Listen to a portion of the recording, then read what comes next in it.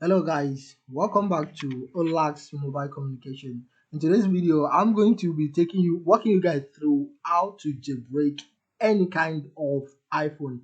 Don't worry guys, in our next videos, we're going to be walking you guys through each and every software you're going to be needing in jailbreaking any kind of iOS. The first thing you'll be needing to do is get yourself a 3U2s. These 3U2s will be used to update the iPhone. That is, you need to update the iPhone to the latest version before you can jailbreak any iPhone. The next thing you need is a Rufus, and I'm very sure we all know what Rufus is. And Rufus, yeah, it's used for booting, for making a flash bootable. So after that, you need a checkrain. So the checkrain will be the software you are going to be booting on that flash drive with Rufus to jailbreak the iPhone itself.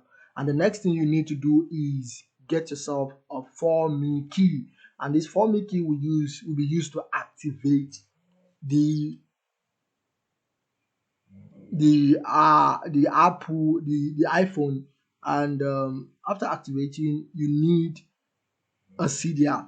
A CDR, what is CDR used for? CDR is just like an Apple store, because when immediately you jailbreak your phone, you won't be able to use the App Store. So you need CDR to replace that for you. And after that, you need an app from CDR, which is called Safe Shutdown.